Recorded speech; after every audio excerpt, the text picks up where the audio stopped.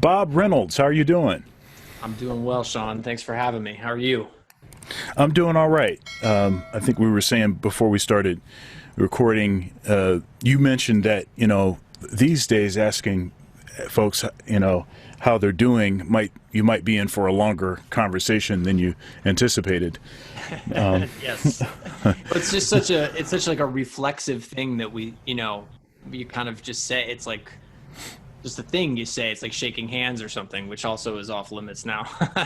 Oh, um, right, right. but yeah, I said it to a neighbor the other day. I hadn't seen in a little while, and it ended up being a much longer conversation that you kind of say like, "How you doing?" and you like, yeah, you expect like good. Well, there's a lot going on right now. So anyway, yes, but So, yeah, Yannick Gwizdala connected us graciously. I interviewed him for this series, and I knew that he played with you.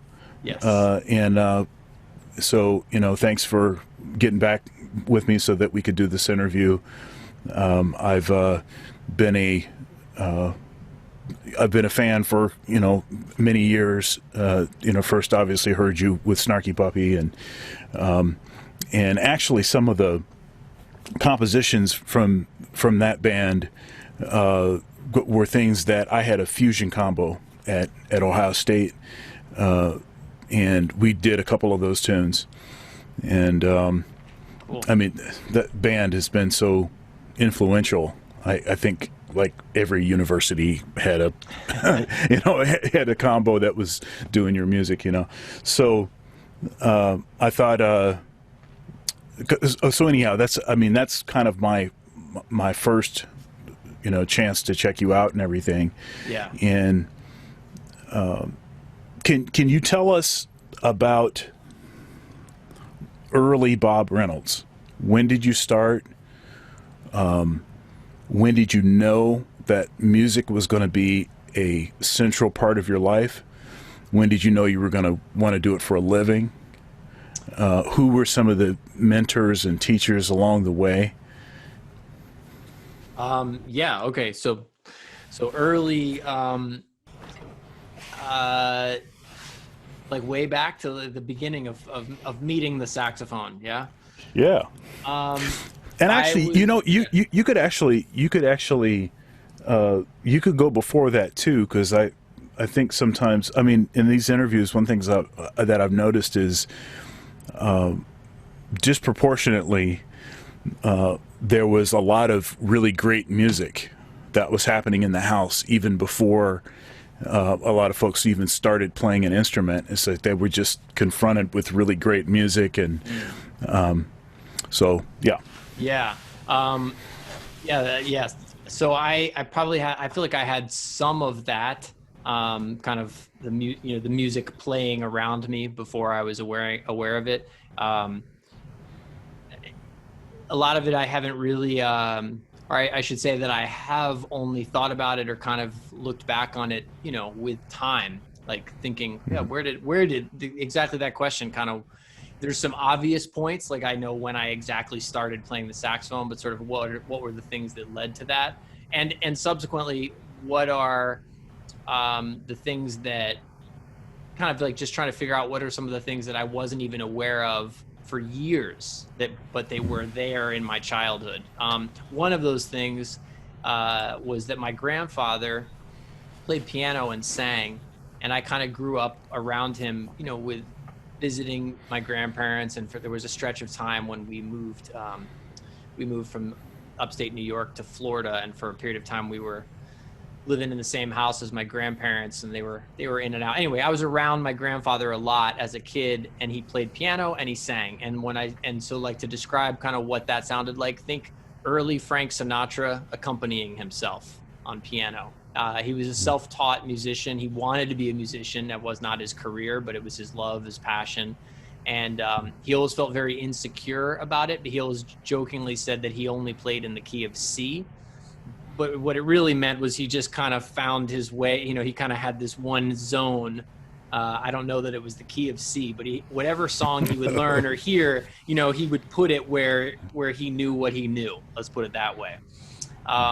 And so there were a lot of interesting, like he had a record collection that I started to discover later. But it was stuff that I was hearing growing up, and I wasn't aware of what I was hearing. You know, from Benny Goodman and Al Cohn and Zoot Sims to Ahmad Jamal and Chet Baker and lots of, you know, Frank Sinatra. I mean, I have a bunch of his record collection now and things that I remember seeing that, you know, I remember there was a Count Basie record, the one with the big explosion on the front, Atomic Basie, which had some really great, I think that was Lockjaw Davis was on that one. You know, things I had no idea about any of these things or who they were, but it was some of the music that was around. But lots of him singing the American Songbook, kind of early, you know, whatever, that kind of classic era of the Great American Songbook stuff, and just singing, playing and piano. That was just around. It was, I don't want to call it wallpaper because it makes it sound not special, but it was, you know, when you're growing up, whatever you're growing up around, it's sort of, I think it's natural to think that, oh, this must be what, you know, everybody has this. Right. Everybody's listening to this. Right. Yep. Yeah, exactly. So it wasn't even, there was no formal anything to it. There was never a moment that my grandfather sat down to try to show me or teach me anything, because he himself, like I was saying, he played by ear. So he was self-taught. He was incredibly insecure about whatever he knew, because he didn't know what he did, right? He just would figure things out. So ironically, years later, I've found so much of the time, it's like, you know, especially when I work with people and I'm the one in the position of trying to, you know, teach somebody something. So often it's like you're trying to get people back to that state of almost ignorance sometimes, you know, just to like be in music and don't think about these words that we use to describe stuff so technically and theoretically, but just like hear music, play music, be music, you know. And my grandfather kind of was that. My mom sang, again, not professionally, not I mean, she had some vocal training and stuff, but a lot of just natural ear talent. So from them, I feel like that's where my sort of whatever natural music kind of was flowing around in me. It came from that side. My dad always says that he's, and I believe him, tone deaf. And so he couldn't be farther away from that. I got other things from him. So I grew up around music in that way. And there was a lot of, like I said, you know, a big band and swing stuff that I just would hear, you know, being around them. So that's in there. I can't deny it. And like I said, only in retrospect do I look on that fondly, like, wow, actually I was absorbing a lot of really cool stuff and I had no idea. Yeah.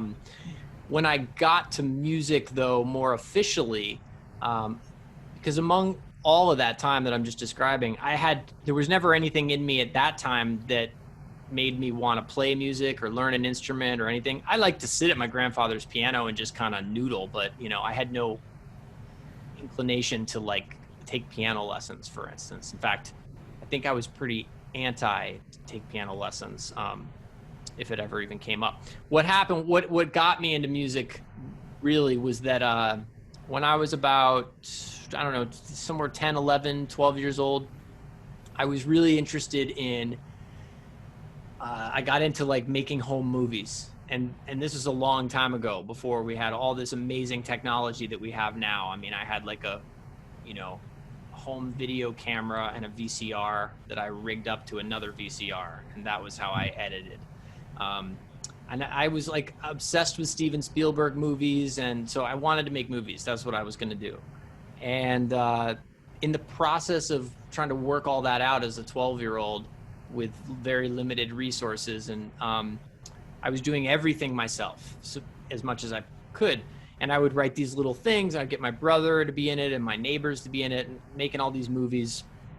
I use the term movies very broadly, but whatever, right? So the credits would roll on these little home projects that I would debut for my family. And every credit would basically have my name, and there'd be like my brother and maybe one or two friends. And then the part that annoyed me was when I would see for music, it would just be something I dubbed in, you know, like I couldn't make music for my movies. And so it was right around the time I was going into junior high, and you had 3 choices for electives, they called it. So you could choose, you could, you know, pick one class a day or whatever it was that was your choice, but you had 3 choices. It was like, what do they call it? Wood shop, home economics. I don't know what they call it anymore. I don't even know what that was. And band. So I took band because I figured, well, if I learn how to play just some instrument, then I'll be able to write my own music for these little home movies that I'm making. That was my entire agenda. So I didn't care about the instrument so much as I cared about trying to figure out how to write my own music. And I was sitting at that time, I was spending time sitting at a piano. Again, I had no training. And I would sometimes like turn the volume down on the TV, or if a movie was on, I would just play along. I was just trying to play music, but it was very purpose oriented or goal oriented. Like I was trying to make music for a thing. And so it was a little bit of a winding road, but you know, you try, so the band director comes around, I tried a trumpet mouthpiece, I tried a flute head joint, I tried a clarinet, I tried all these different things that band directors give you. And it's a little fuzzy. My mom and I kind of have different stories on this. I think maybe I initially thought I was going to play the clarinet or something. I knew it wasn't going to be a brass instrument and it wasn't going to be the flute, but it was either the clarinet or the saxophone. We didn't have any like extra money. I grew up with my mom. It was my mom raising me and my younger brother for our whole lives. So there was no like fund for buying a saxophone or even renting a saxophone. Or anything really at that time. And she was talking to a neighbor, and anyway, long story long, a neighbor of ours had a saxophone that her daughter used to play, and she offered it to me because it was just sitting in the attic, and it was an alto saxophone, which I still have, but it's in pieces because at some point I took it apart. I thought I was going to delacquer it years later. I digress. Anyway, she gave me an alto saxophone there, and that was that. I just I opened it up. There was a book in there, like a Yamaha beginning band book. And again, my agenda was as fast as possible. I want to figure out how I write music for the movie that I'm making with my friends this weekend. That was it. So I had no kind of like idea that there was any learning curve, like on an instrument. I was just like, how do I get to this really fast? So I took the saxophone out and I just kind of like followed the instructions. I put it together, and I don't know if it was that book or maybe in the back of that book, somewhere very soon after beginning this, I took it into the bathroom because there was good reverb in there. And I just remember playing a blues scale for the first time. And like something about the sound and feeling of playing a blues scale kind of changed my life. It was, I don't know how to describe it other than that's maybe the first moment that I can think of is like, whoa, what's that? Like, just, you know, like looking at some little book that said like, play these notes in this order. And when I played them and heard them come out, I was instantly like, this is really cool. And, you know, plus I had the bathroom reverb going on. And that was sort of the beginning of a pivot. And so I got into band and whatnot, but I had no training reading music or anything like that. And so from the beginning, I played by ear. I was really a terrible reader of music for like the first 3 years that I played, longer for sure. I had to work really hard at learning to read music, let alone sight read music. But I had kind of a natural inclination towards just making music up, like following whatever sort of inner, you know, compass, like just trying to make my own inner music. Inner urge, yeah, exactly. And that was that. And I was in junior high band for a few years, you know, like it's 7th, 8th, 9th, I guess. I started in 7th grade. So 7th, 8th, and 9th, I was just in a concert band situation. I was improvising, but I didn't know it. I had never heard that word. I'd never heard the word jazz or improvisation. But what I would do was I would sit in band playing concert band music, junior high concert band music. I couldn't really read, so I was just faking it. And I would just make up my own parts that I thought sounded nice until the band director would eventually discover me. and then he would get pissed, and I would get demoted.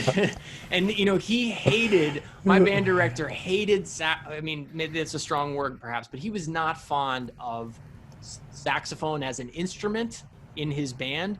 And I think looking back, it's because there were probably 20 alto players. Like, there were way too many alto saxophones in that concert band. And I would somehow like work my way up the chairs. Like, I don't know what even you do. You challenge somebody or something. And I would get demoted because I was making up my own stuff. So one early memory is that there is a guy named Peter. I'll spare his last name, but whatever. I still know this gentleman. And we sat next to each other, and he had played piano since he was a little kid. So he read music like nobody's business. So for him, it was just like adding a new instrument, but he already knew the language. And mine was the opposite, right? First instrument, didn't know anything really. But I remember one time being outside of the band room after school with him and playing something. And I asked him to play something. And he said, what? And I was like, I don't know, just play something. And he was like, well, I need some music. I need music to play something.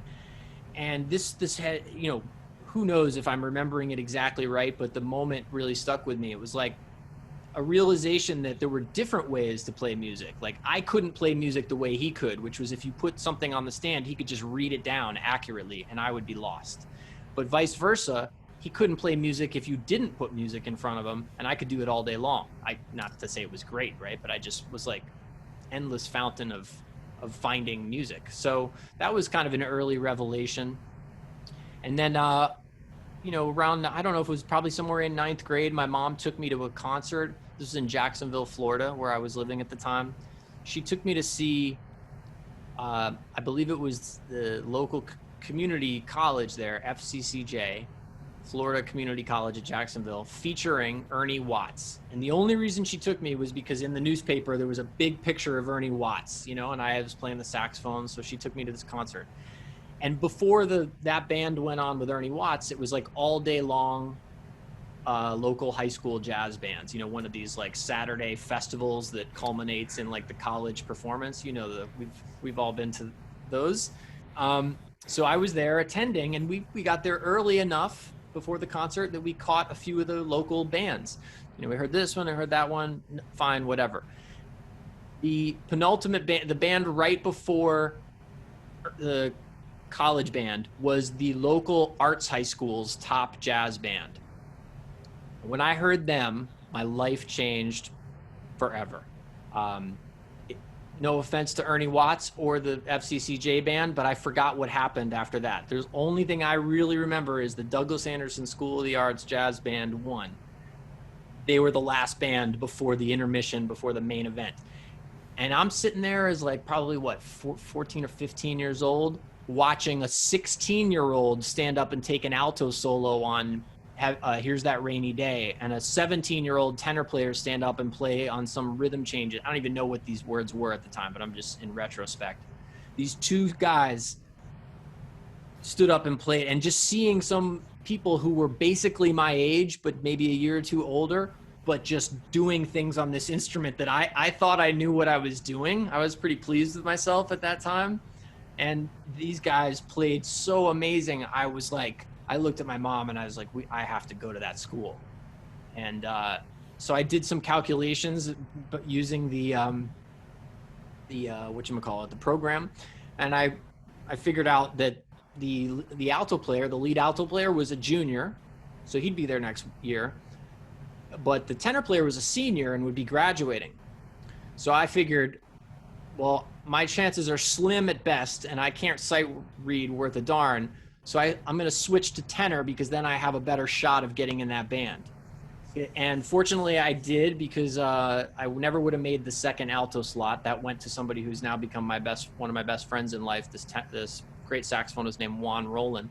He ended up getting the second alto chair, and I ended up getting in the tenor chair. So that's why I ended up a tenor sax player. Long and winding road. Yeah. Yeah. That's it's interesting how we think we know where we're going, and things kind of take you somewhere you didn't expect to go. But then when you look back at it, it's like, yeah, that's the way it was supposed to be all along. Yes. You know? and you know, as far as like influences at that time, you know, it was, for me, it was Lisa Simpson. I remember having actually, I wonder if I'm still here. Yeah, here we go. First, and by the way, I had this on cassette tape. Oh yeah. Simpsons Sing the Blues. That was like my first thing that really got me excited about the sound of the saxophone and saxophones. There's a lot of really hip players on there, alto, bari, tenor. That was pretty cool, obviously. So that was around. And then other than that, it was just like mostly pop, like whatever you'd hear on the radio, you know, like a sax solo here, a sax solo there. Periphery. And then somebody was like, oh, you're into the saxophone, you should check out Kenny G. He was like my first, if you want to say influence, because he was on the radio, he was on VH1, he was like a rock star. My mom took me to a Kenny G concert, and we were at the Florida Theater, and there was like 2,500, 3,000 something people there, like it was a, you know, like any other rock concert. And so that was it. That was the beginning. And I got into the art school, and I met this guy, Joe Cohen, who was the alto player that I was mentioning, being blown away by. We moved. My mom moved us so I could go to this arts magnet school, so I could be closer to it. And it just so happened that where we ended up moving to was about 5 minutes away from this guy, Joe's house. So every morning my mom would drive me to Joe's house. I would pick up the paper in the driveway, knock on the door, give the paper to Joe's dad, go upstairs and wait in Joe's room while he was in the shower getting dressed. And he'd always have music on. There'd be Cannonball Adderley, Miles Davis, 58 Sessions, Thelonious, there'd be all this stuff that I had no idea about. And I'd sit there listening to it for 15 minutes until we raced out the door to go to school. And for the whole half-hour drive, Joe just would be DJing. Check this out, listen to this, check this guy out, check this person out, you know? And I was just a sponge, just sitting there, and then I would just all day, couldn't wait for school to be over so I could go home and get to work, you know, and I would start 4 hours every night would just disappear with me so excited to investigate. And that was my sophomore year of high school. I always jokingly say, but it's actually not a joke, that's the most I ever practiced in my life. It's been a decrescendo ever since. Just meaning like pure time evaporating in that complete, like, you know, when you're just like, what is this? Oh my gosh. So that was an incredibly important year for me. And that's where I turned from just, like I said, Simpsons and Kenny G and some pop solos to, like, you know, and then it was Cannonball. Like I worked my way backwards through players. And then it was like Sonny Stitt and Gene Ammons, and then Joshua Redman, but then Sonny Rollins. And then, you know, like there were all these like levels of discovery, and Kenny Garrett, and, you know, I mean, it just started to explode. It was just a total explosion of excitement about this at that time. You know, speaking of the practice dilemma, I'm somewhat familiar with that reality. I have a 6-year-old, and I know you have one or two. Two. I've got our daughter's almost 9, and son just turned 5 earlier this month. Yeah, and part of the reason why the interview is at the time that it is, you might imagine. So my son. Yeah, so this is the earliest time that I could guarantee that he would be sleeping. Gotcha. That's that's pretty much how that goes. I know that drill, man. I know that drill. I'm fortunate that I was able to, you know, pass those duties off to my wonderful wife this evening, but, you know, and say goodbye. I mean, because I'm on the West Coast, so right. So it's a little earlier for you. A little earlier, but yes, the game changes, and everything, you know, rotates around an entirely different sun once you start. You know, that's a bad way to put it, but you know what I mean, like not son as in boy, but just once you have a kid, your whole world is now reoriented around a different centrifugal force. You know, I didn't realize how, I mean, I always wanted to be a dad, but I didn't realize how profound a change it would be. I'm not saying like I'm not still myself, and I'm, I still am doing music for a living. So, Right. I mean, that part is, it's not like my identity is different, but my perspective has been so drastically changed, like, and it's made it much easier for me to prioritize, and some stuff that I was really hung up on just doesn't seem like it's a big deal anymore. One of the things, and of course I still have aspirations, a lot of goals, things that I'm working towards, but I also have this sense that as long as much of what I've learned, I'm able to pass it on to my son, then I feel like I'm okay. I still have this drive, but I don't have it's not as painful. Yeah. Yeah. Maybe, I don't know. No, I know. It's one of those things that it's such a cliche, like becoming a parent. I mean, I think in the majority of cases, where somebody willingly and wantingly becomes a parent, let's just put it that way. And I say that meaning like in your heart. I meaning how can I put this? We delayed having kids, or I delayed for a while because I was terrified. I knew I wanted a child, or children, but I was terrified of like how it would possibly work without killing my career aspirations. I just didn't see how it would happen. So I was delayed, and it was like eventually, I think it was my father-in-law probably was like, you're never going to be ready. If you don't want to have them, that's fine. If that's your decision, but just know that like you don't just get to a point where you're ready. Or if you do, it might be too late. By the time everything's figured out. Yeah, I was talking to my dad about this, and he said, you don't have kids because you're ready for kids. You have kids because you want them. Yeah. Yep. And thinking back about that, that's, I mean, because you're never going to have enough money. You're never going to have, there's always going to be stuff that you have to sacrifice and push around, but it's so worth it. It ends up being so worth it that, it's not even a big deal. And I try to think of what my life would be like without that sort of anchor. Yeah. Now, and it's actually kind of frightening because it occupies so much space in a good way. Yeah. And so much space, I think people who especially musicians can, but or people who are really kind of, I'm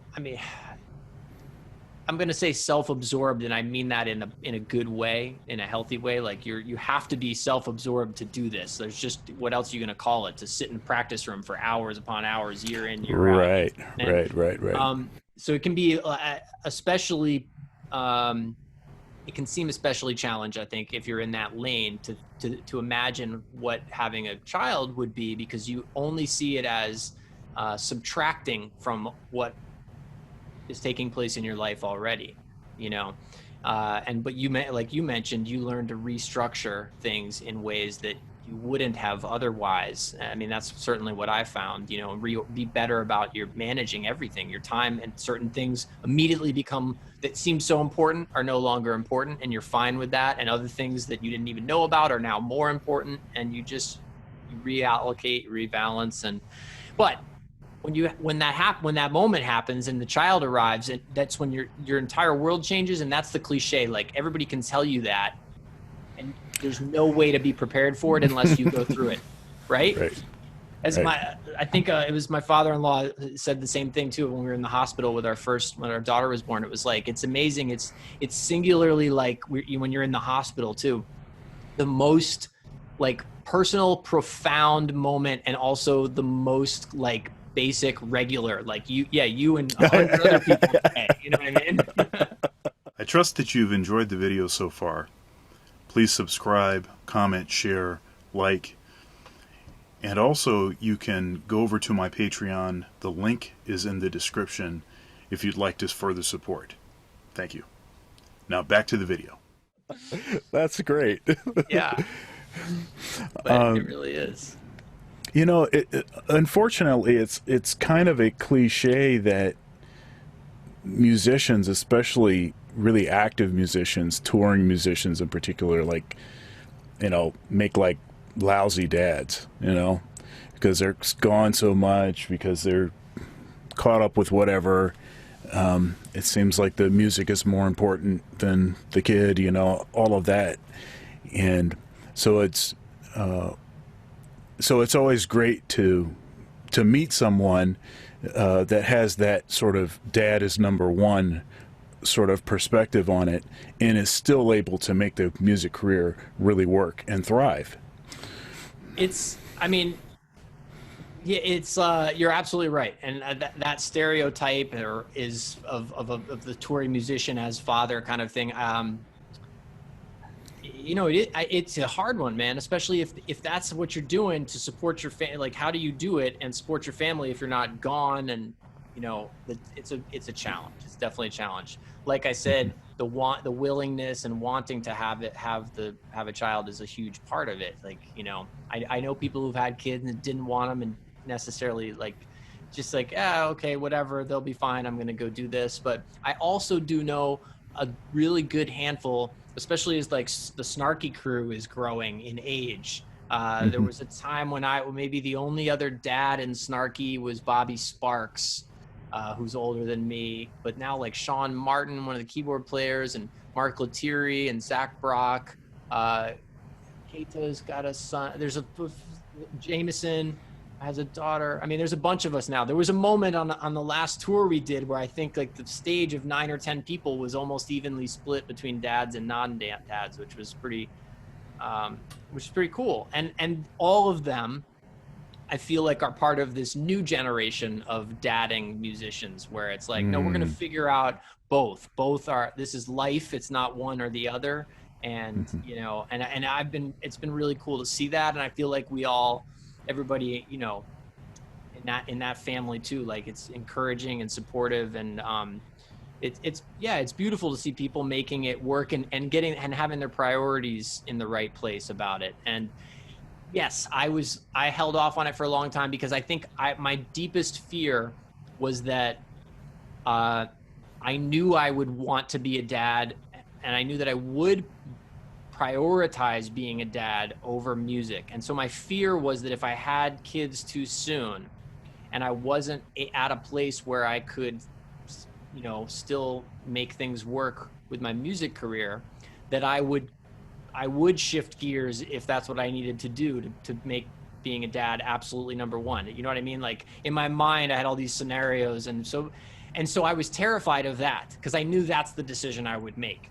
And so I'm very fortunate that in actuality, it didn't end up being that at all. Like, things got better once, you know, and I don't know. It's not like, oh, I had a child and then my career got better. It's just that one thing happened and then other things kept happening. And you, as you said, you keep moving, you keep growing, you shift things around, whatever. But that was my big fear. And I feel that way now, like, but it's not fear. It's like, I know where my priorities are, and I love music. I love what I do and everything, but I also know that my family is absolutely number one. So, yeah.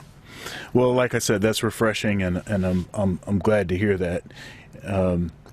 You know, I was looking at your YouTube channel and your vlogging, and it seems like the early Bob Reynolds filmmaker has found a nice outlet for some of those early impulses.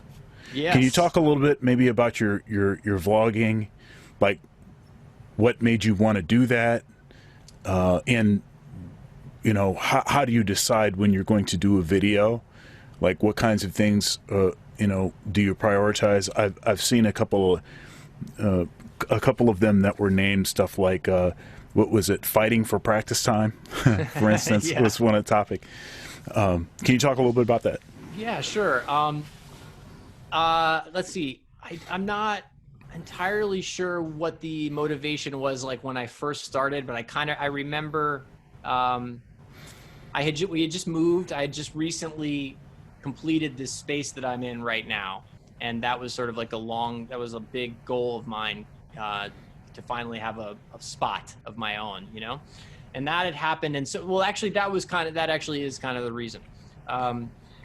So I have finally this thing that I've always said that I desperately wanted and needed, which was my own place that I could play music and would not bother anybody. It's soundproof. And, you know, so theoretically having kids, like, oh, I can now, I can remove that stressor of like needing to fit practice time in during the day, because I can go do it after they go to bed and I'm not going to bother anybody.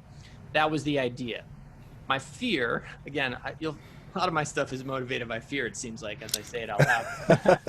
No, my fear was that I wouldn't use it, that I would go to all this trouble and expense and have this wonderful tool having this studio, and that I wouldn't use it. And the reason is because I had seen other people in my life who said for years, oh, I will do my art when I finally have a studio. And then they get the studio and it becomes a storage facility. I will do my music when I finally have this, or I'll do my such and such when I finally have this other thing. And then lo and behold, they get the thing they said they needed. And it turns out that wasn't the roadblock after all. Right. So that was my fear, that would happen. So the videos, they became, two things happened. There was that. And so I thought, I need a way to hold myself accountable, because I know that, I function well on deadlines and sort of outward accountability. And I'm not, there's a whole book about this that Gretchen Rubin wrote called like the happiness quadrant or something. I don't know, I have to look it up. It's on my bookshelf, but there's like, she breaks it down to there being 4 types of people, and you're either one of these people who's intrinsically or externally motivated, etc. I hadn't read the book yet. I just know how I am. So I thought, all right.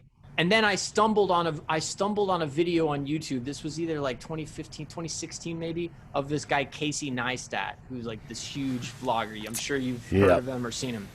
I don't remember how I saw it, but I saw some video of him surfing around or snowboarding around New York, like on a snowstorm. He got millions of views. I saw that video. But then in the recommended videos, like next to it, was this vlog. I'd never heard of that, you know? And I started to go down the rabbit hole of his videos and he was doing a video every day. And that blew my mind. I was like, you're doing this every day? Like, I know what it takes to make one. You know, I've been making videos in a long time in one way or the other, but that blew my mind. And so the two things merged. I thought, well, all right, I got this YouTube channel. You know, wasn't a big channel or anything, it was tiny, but I thought, if I just come into the practice room and I know I want to shed, I want to be in here at night, I want to take care of business, so to speak. I'll just make a little video about it. I'll put it up in the middle of the night. The only people who will know about it are like whatever, the 1,000 people that subscribe to my channel. You know, I'm not going to tell anybody about it. It's just for me. And the fact that somebody will know about it, that's it. That's all I need. And then I'll do it again. I'll see if I can do it again tomorrow. And I'll see if I can do it again tomorrow. And I kept that up, motivated by what I was seeing this, you know, superhuman guy do. And I did it consistently every day for, I don't know, probably close to 3 months in that first year. It nearly broke me. But that's how it got started. It began as just a little bit of motivation for me to do what I needed to put in the time. Like, I'm going to be in here doing it anyway. I'll talk about, if something pops to mind, I'll just talk about it. I really had no formula. That was about it. And it evolved from like, basically me just making like, if you look at those the very first episodes I made, whatever, they're just 6 minutes, 8 minutes long of me kind of talking about something that I'm practicing. I don't know. There was no plan other than sort of just, crossing the chasm into this weird thing I'd never even thought about or considered, like putting a video on my YouTube channel every day. Like previously I'd only thought of YouTube as the place where I would put concert footage. for me. You know what I mean? Like clips of me playing with John Mayer, that goes on YouTube. Pick clips of me in this situation, you know, whatever. That was what YouTube was for. So the combination of those two things, the influence of seeing him do it, and I should say, there were people vlogging, you know, for a long time. And I'd seen things here and there. None of it had ever caught my interest. The thing about Casey that caught my interest was it reminded me of the movies I was making as a preteen, as an adolescent, before I made music. So when I saw Casey's videos, I could show you movies if I could find them, you know, like in boxes somewhere. I could show you stuff I made when I was 12. I'm not gonna say it was amazing, but it was similar in motivation. Let's put it that way. So I loved the process of making movies, and I watched Casey's stuff and I was like, this guy's not just talking to his camera every day. He's making a film every day. And that got really exciting to me. But again, our son was a baby that year. So, yeah, you know, babies are one kind of challenge, but 4-year-old boys are a different kind of challenge and demand a whole different kind of attention. So yes, that's why the timing, to your question, how do I decide? It was both easier and more difficult, or more difficult and easier. Like when I started, I said, I'm just going to do this. I'm going to do this every night. And I used to publish the videos at 3 a.m. This had nothing to do with YouTube algorithms or popularity or trying to gain views or anything, and everything to do with me trying to do one thing consistently every day, because I've always struggled with practicing. I tell people, I'll tell anybody, like students or otherwise, like I don't like practicing, but I hate sounding bad. So, you know, I have to find ways to reconcile those two. I generally enjoy it once I get into it, but it's like going to the gym or something. I don't know, pick your whatever. It's like until I get into it, it's often something that I'm like, yeah, I got to do that. I'll just do that later. And then the later becomes later, and then later becomes tomorrow. So again, it was just a motive. It was a way to kick my own ass into gear, you know? Like, all right, you built this thing. You can go out there and practice at any time of the day. That's what you said you needed. So go do it. Go practice at 11 p.m., you know? And I would do that. I would practice at 11, you know, 10 o'clock, 11, and then I would start to edit the video. But then I was like editing video until 3 o'clock in the morning. And then I was getting up at 7 to take my daughter to preschool. And it got to be crazy. And then I went on the road, you know, then I started getting back on the road, and yeah. So what happens is, like, the whole thing evolved, and I have this long list. I don't know where it is now, but I have multiple lists of the videos that I want to make that I haven't, you know, and I have all this footage that I've collected, and, you know, sometimes I get to it and sometimes I don't, but I struggle. I would say that every day I think about it.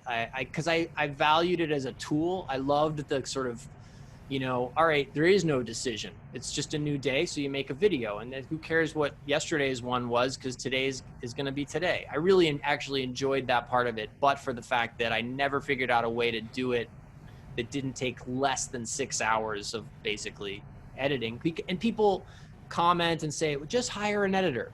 But that's missing the point. What I enjoyed is the editing, because that's where you tell the story. Yeah,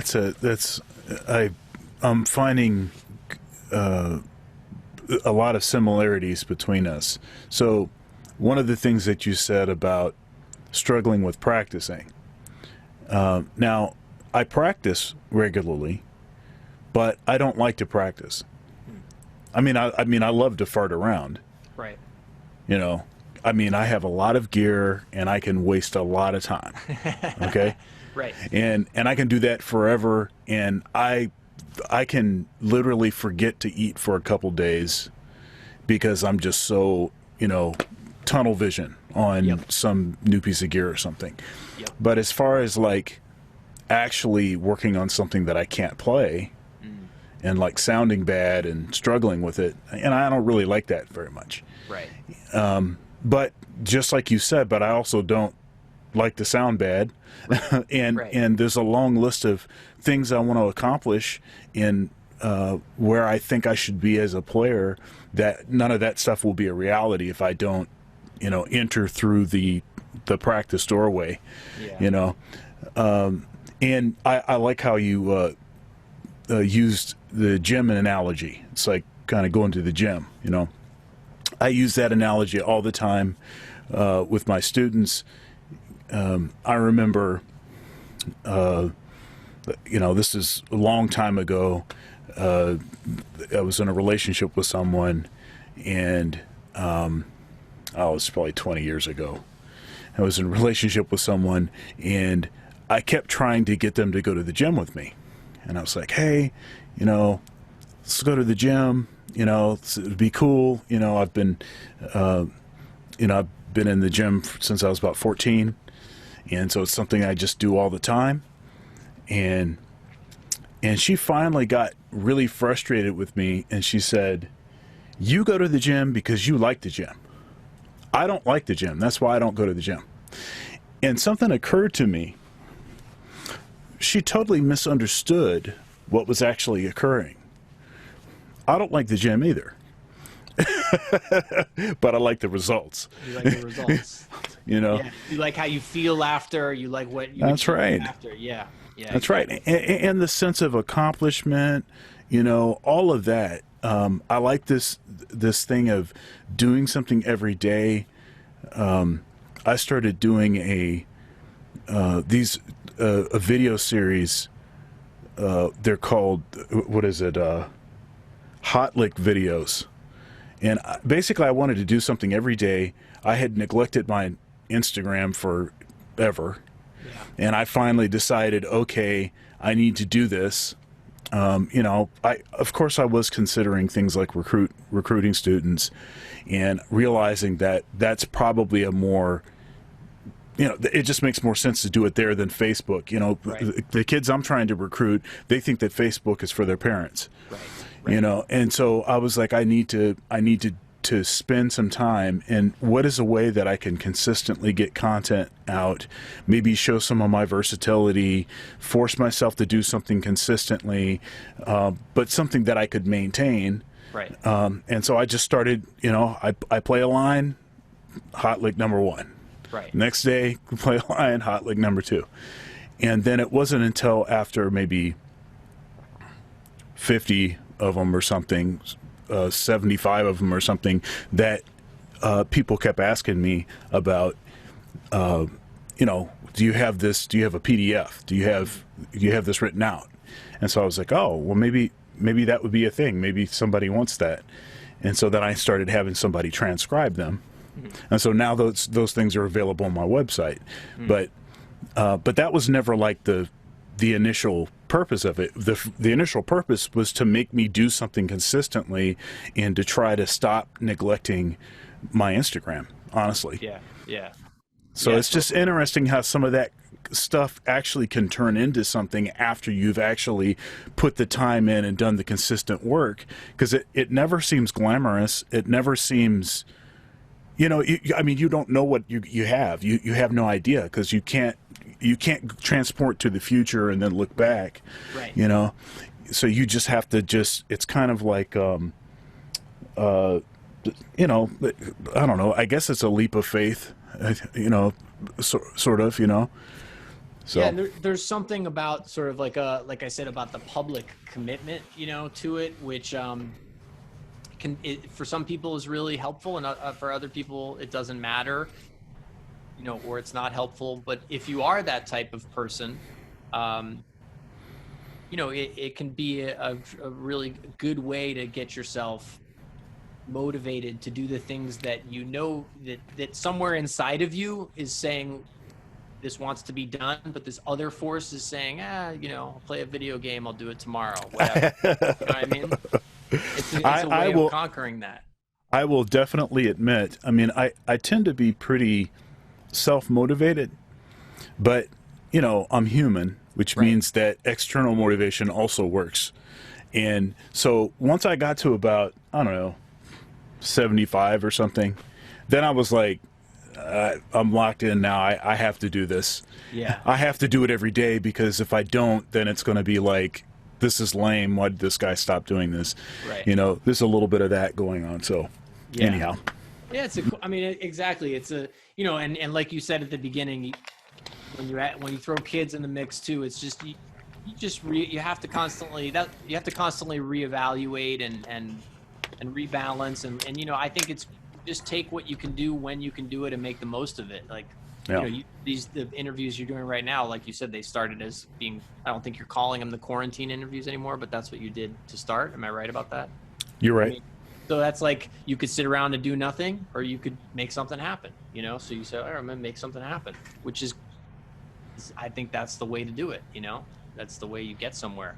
There's a book that I love that relates to the gym thing. And I have gone to the gym in my life, and I've had even moments of slight consistency, but I'm not a gym guy yet, maybe one day.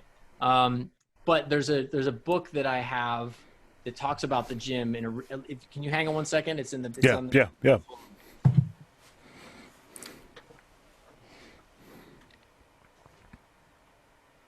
All right. This is one of my favorites. It's called The Creative Habit by Twyla Tharp. Wonderful modern dance choreographer. I love this book. I've read it many times. Okay, this doesn't seem to be the one with I must have lent out the other one. Shoot. All right, now I'm going to have to find. I used to have a bookmark in here. Let me see if I can find it real quick. And if I can't, I'll just summarize. Rituals of preparation. Might be this.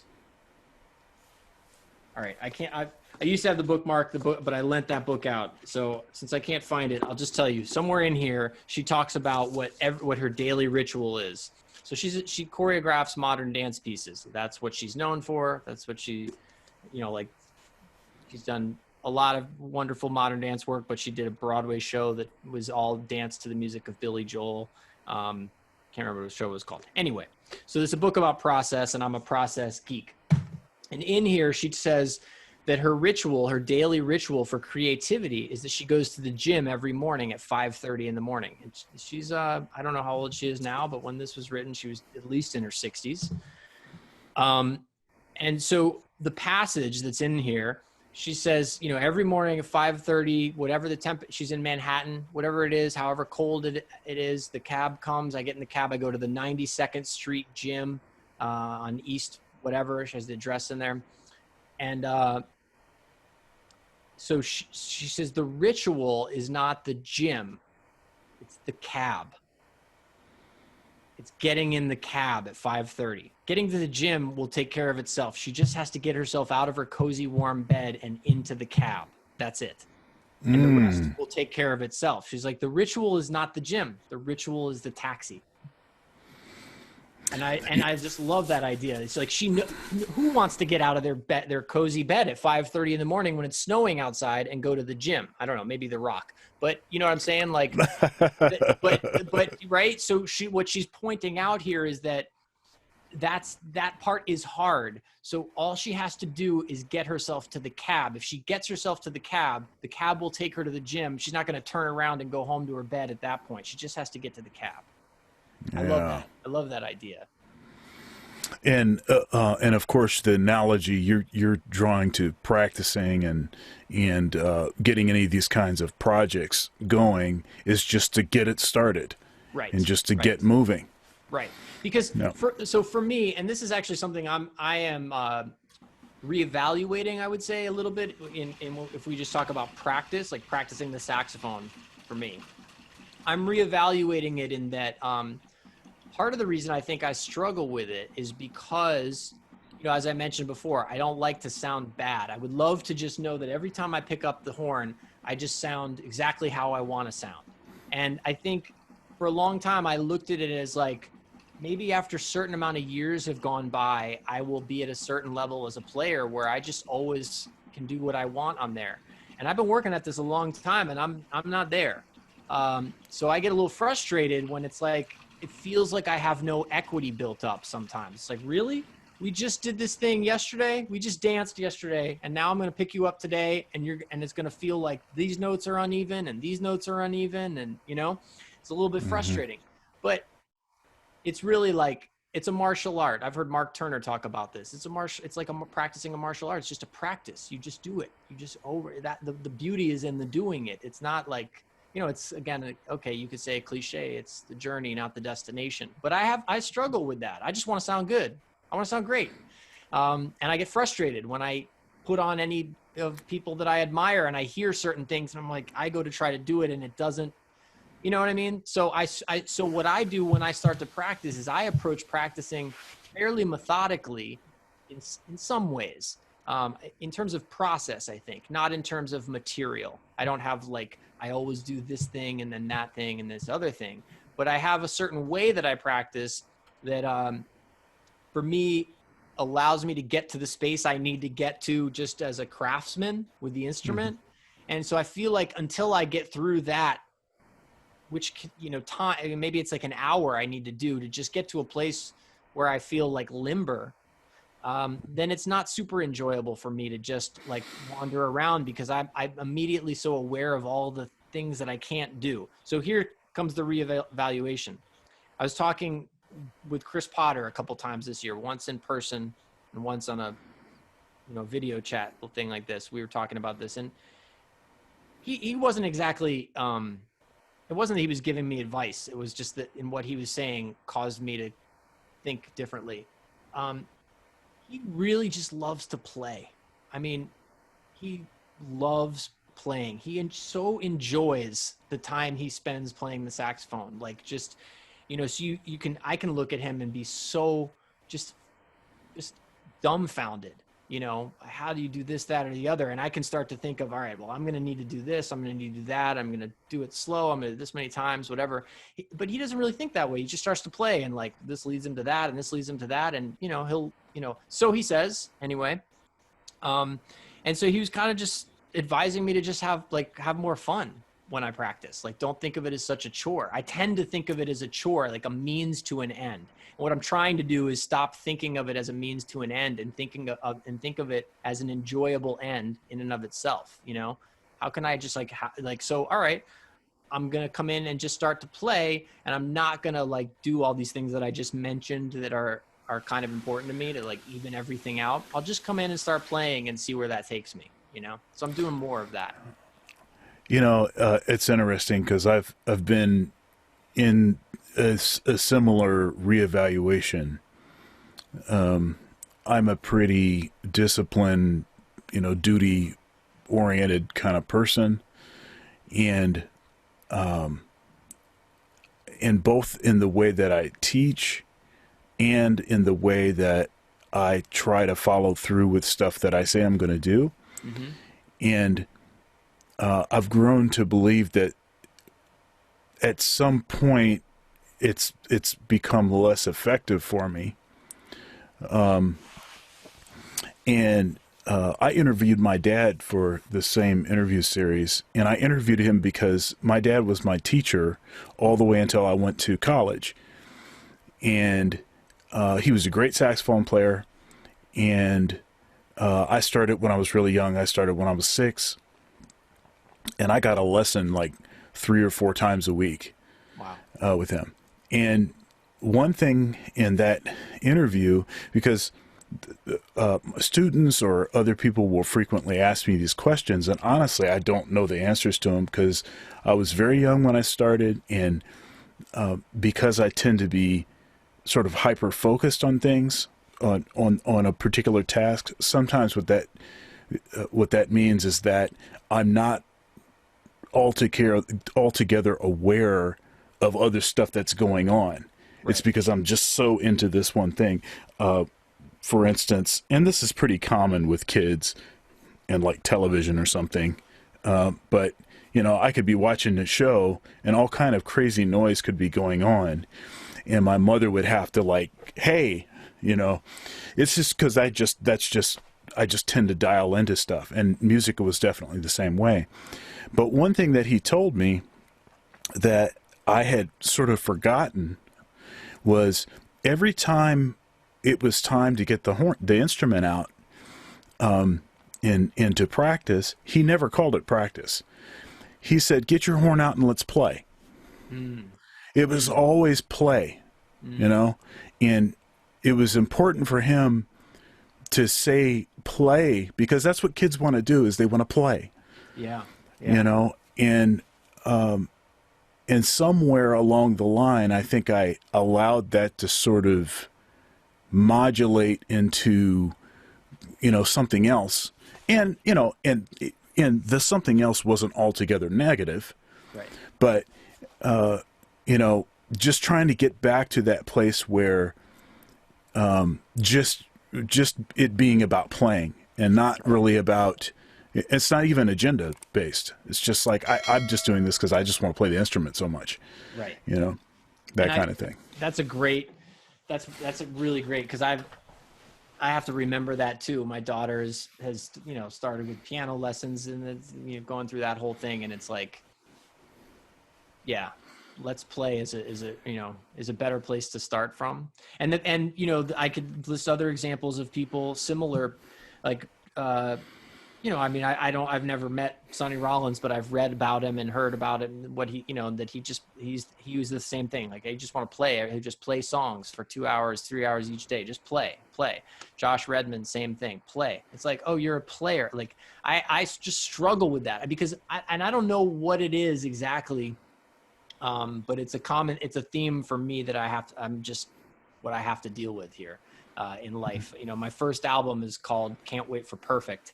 And many albums later, I still feel, you know, I still battle with it. And I don't know where it comes from or what it has to do with, but it is whatever I have to deal with.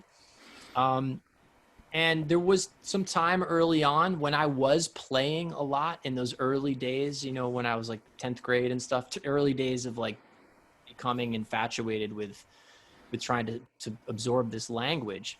And there were some people that I spent time playing with. We would just play Aebersolds, you know, like play back and forth.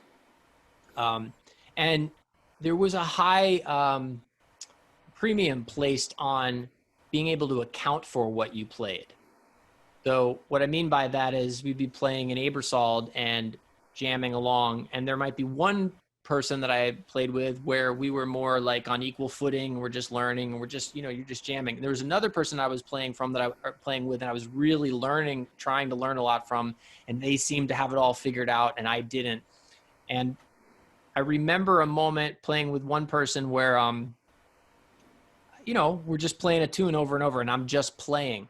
And he said to me, he's like, what did you just play? What is that? And I was like, I don't know. He was like, yeah, it sounded like bullshit, you know? And like, that really stuck, you know? Like, I didn't really know what the chord changes were, and I was just playing, and you know what I mean? Like, and it was a real moment. And I think it had a lot of positives, but maybe some obvious negatives too. And it just has always been something that I've felt like I need to know it. I guess what I want to say is, don't get me wrong. I love to go into the abyss of not knowing and play. And I love that.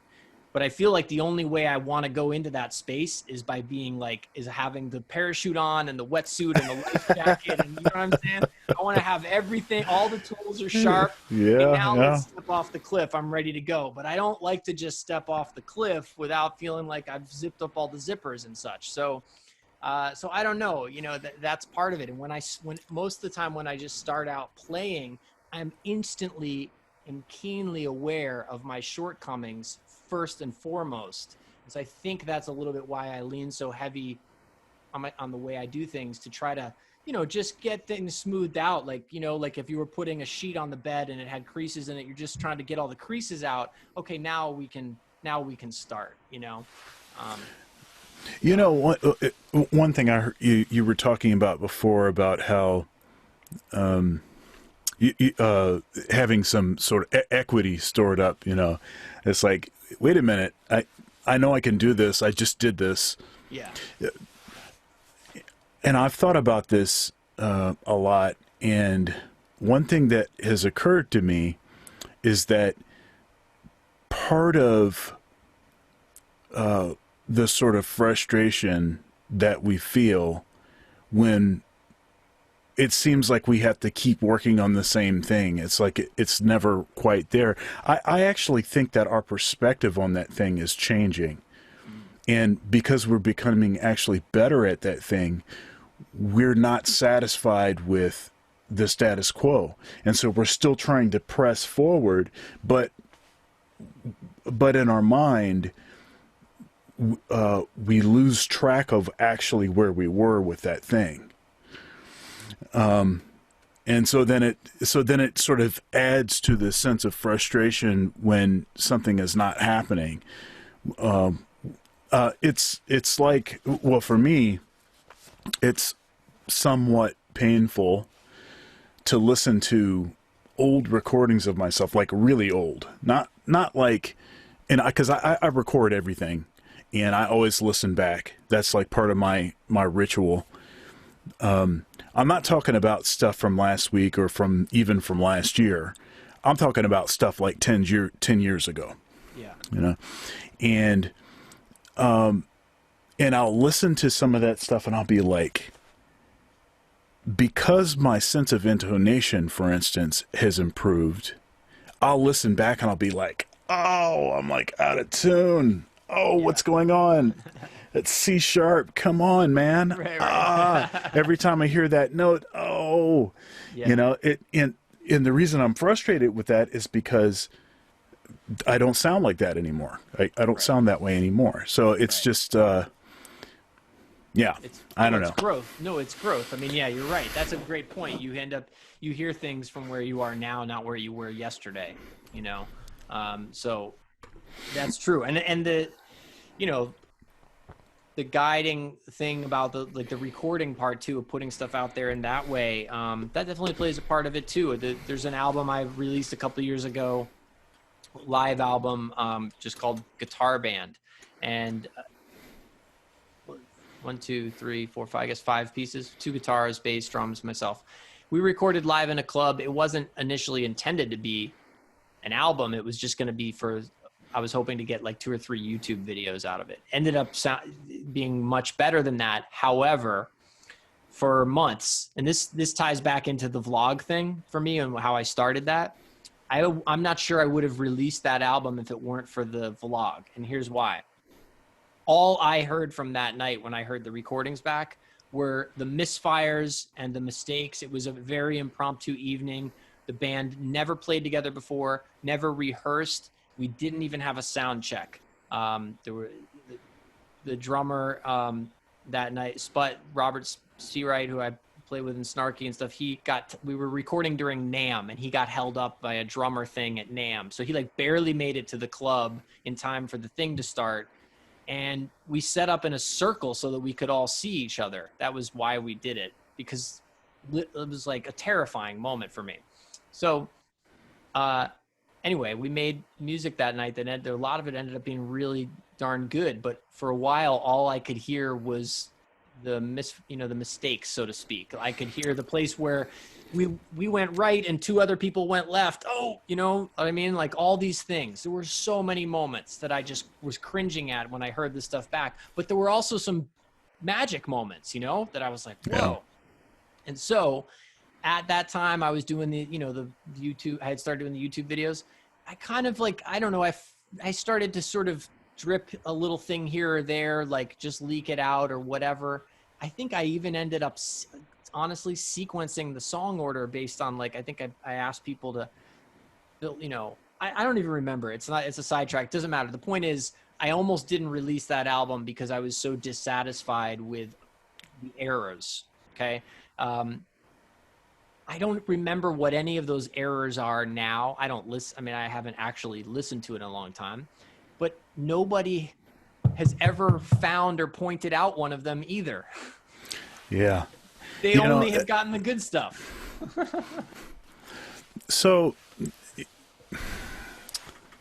okay. So something that I've had to grow in quite a bit.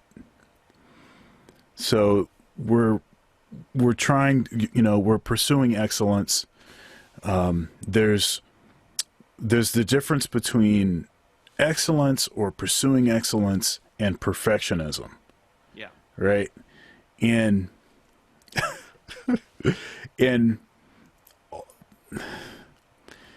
sometimes it's hard to know the difference between those things. And I I have a someone that I played in a band with for years. Great saxophone player, great classical player, and she told me that she got to a point with this whole perfectionism thing where people could come up to her at the end of a concert and say, that was just magical, just such terrific playing. And she actually started to lose respect for people because she knew how imperfect it actually was.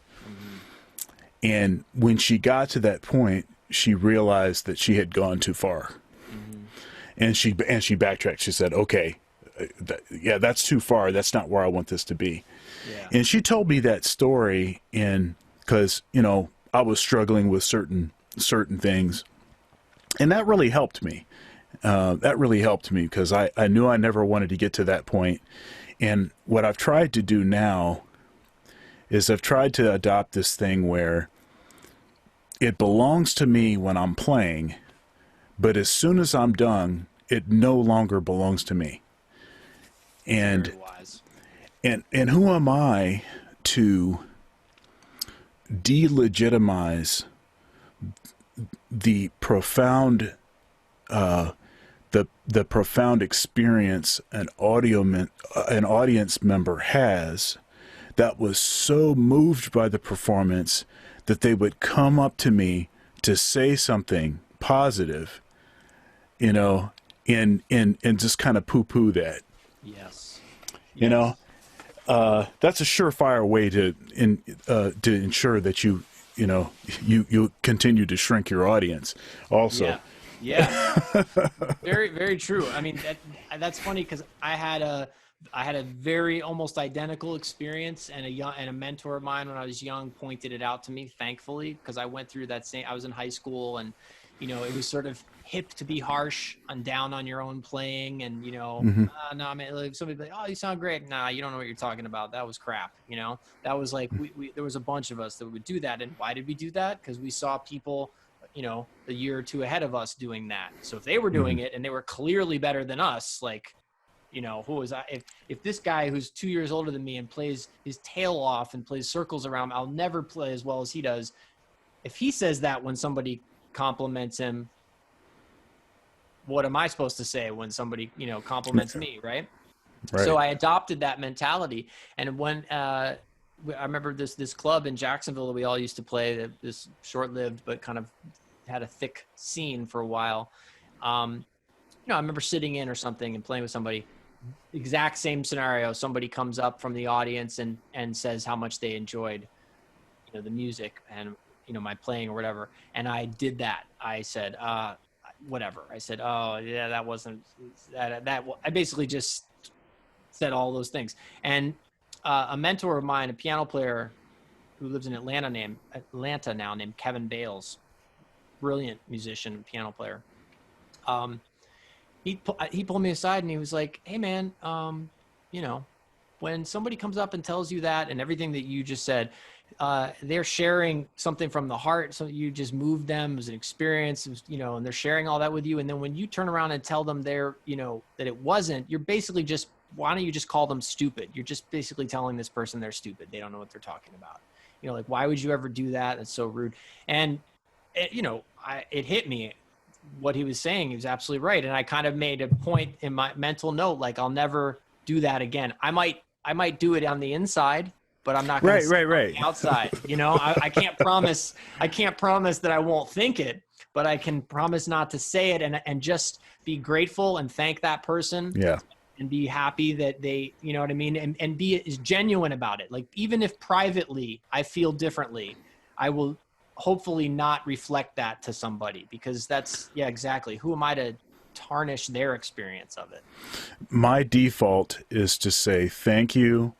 I'm glad you enjoyed it. Yeah. It's a pretty safe move.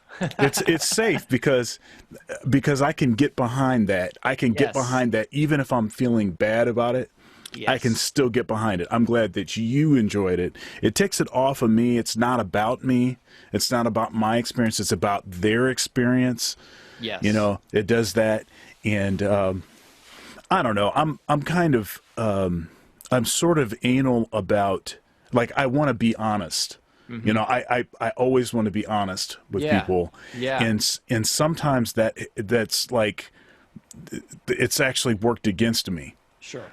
because Sure. I've felt like, because you know, in a strange way, actually the instinct to say no, I didn't really sound that good, actually it comes from a place of trying to be honest Yeah. with the person, but there's no way for that to come across positively. I mean, you can't. Absolutely.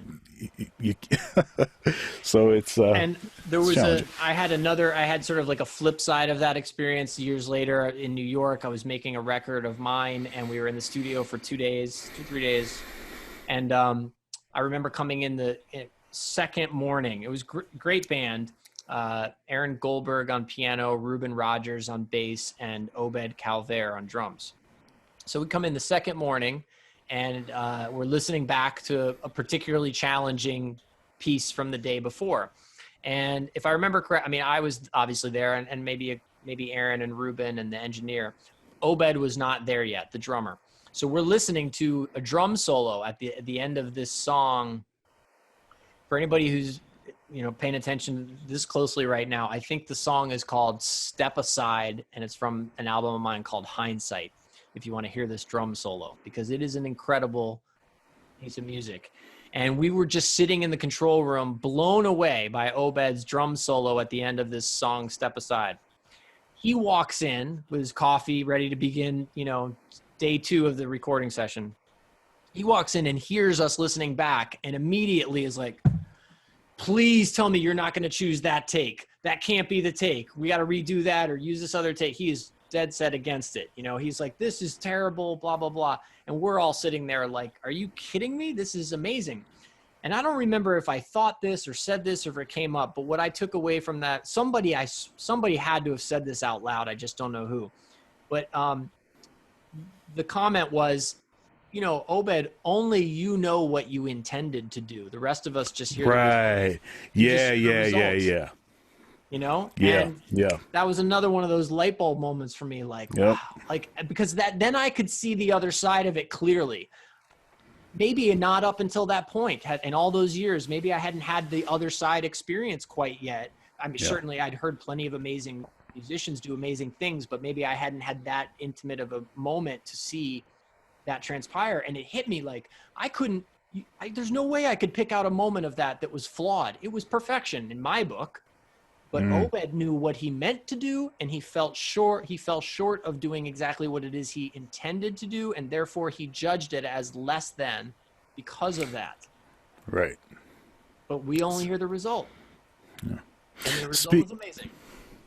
Speaking of Aaron Goldberg, I have an interesting history with him. I interviewed him for this series also. Oh, cool. And but we were both selected the same year, the Stan Getz, Clifford Brown Fellowship, that thing. Yeah. And is that the arts thing, the ARTS thing, or is that different? Like is it a high school thing? Like when you're in high school? Yeah, it was when we were in high school, and we got flown out to University of Miami down in Florida to rehearse. Our coach was Rufus Reed. Oh, cool. And then we flew to the then IAJE conference in San Antonio to perform, and that was it's interesting because in many respects it's like I mean, because we haven't, I think I might have bumped into Aaron one time since then, but the memory of that and everything else is so vivid that it's like, you make friends as musicians. Yeah. I can't think of another, like, career path where so many instantaneous friends are created, Yeah. And it was one of those kind of situations.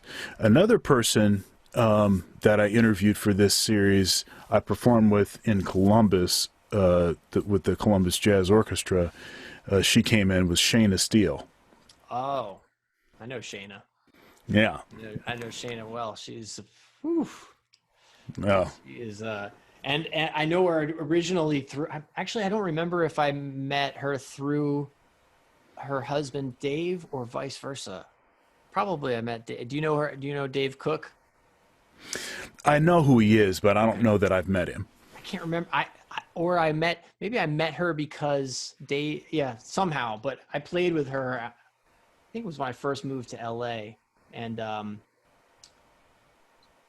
it's a little like foggy at the moment. But I remember the first time I heard her just being like, "Whoa,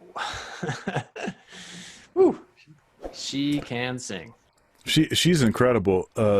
In our interview, she revealed that when she came to sing with the Columbus Jazz Orchestra, so she sang Thursday, Friday, Saturday, Sunday. It's a 4 night thing. Yeah. She got really sick like on the Friday, Oh but no. this was like the second night, and she had strep throat, and it was like, and she was like really, really sick and not feeling well. She sang better every night. Oh Like my God. you could not hear that she's on another, like she's on another planet. That's crazy. I got strep throat once while in a work situation. I was just doing like a clinic thing, but it happened while I was there, and it was like razor blades, and I could, yeah, I don't know how you would sing. I can't. I did have to play a little bit, and it was terrible. But sing with the Especially strep the throat. way that she sings. That's what I'm saying. Yeah. Wow. Oh, Wow. oh my goodness. Yeah. Shayna But is a anyhow, force. so we could keep talking because I feel like there's a lot in common. There's tons to to talk about. I did want to give you a chance if you have something that you want to plug or promote, and yeah. So let's start with that. I don't, I mean, I've got a, I guess a new album out. This weird time to have a new album out, but it's called Runway. Came out in April. Yannick worked on that. Did a lot of he produced it and wrote a bunch of the tunes on it. But I'll say it's with my working band. While that band was working, we were on tour in Europe when the COVID thing started really taking over. So we sort of left in the middle of the night from that one. But the album's called Runway. That's out. And a month or so before that, I put out one called A Message from Mobley, which is a straight ahead record with Larry Goldings playing Rhodes, Fender Rhodes, and Alex Bonham on acoustic bass, and Charles Ruggiero on drums. Those two albums came out 2 months apart. Could not be more different, I think, except for the fact that I'm involved in both of them, and I like that in that regard. So yeah, I've got, and that what are we in, June now, and will this go up soon? You said tomorrow, right? Yeah. So yeah, probably in the next couple weeks or in July, I'll reopen my teaching studio, which you can find if you just go to bobsvirtualstudio.com. That's where I do my teaching. And those are probably the, other than that, I'm out there on the channels, on the places, the YouTubes and whatnot, trying to be more consistent. Yeah, yeah. You can search me on the Google. Yeah, exactly. That's right. Exactly. I'm there. Uh, Yeah. how about a final word? Final word. I should have prepared one of those. Well, I mean, I would say, I think based on just kind of summarizing a lot of what we talked about, I'll direct this to the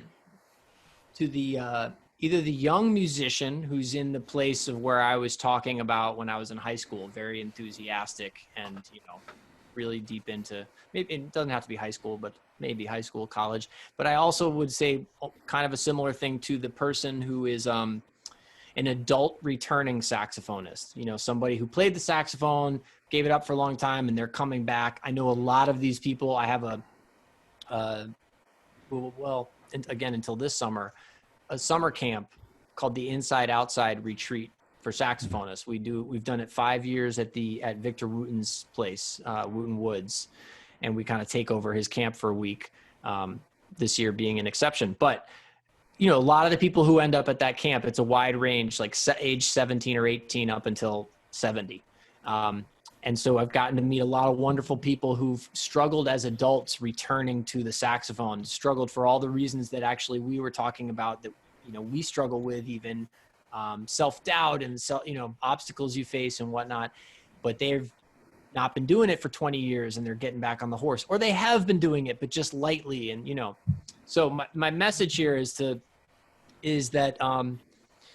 embrace both sides of the coin here. And I'm speaking to myself as well, the play and the practice, you know, and look for ways to enjoy and balance the two, because I've met a lot of people who've burned out because they leaned all the way into practice. Oh, I'm just playing, you know, especially some of the adult people playing my scales, but then I don't know, I go to improvise and it just sounds terrible. So I don't know, I throw up my hands, you know? And also I've met people who are like all woo woo, kind of like all just, I play what I feel, I play what I hear.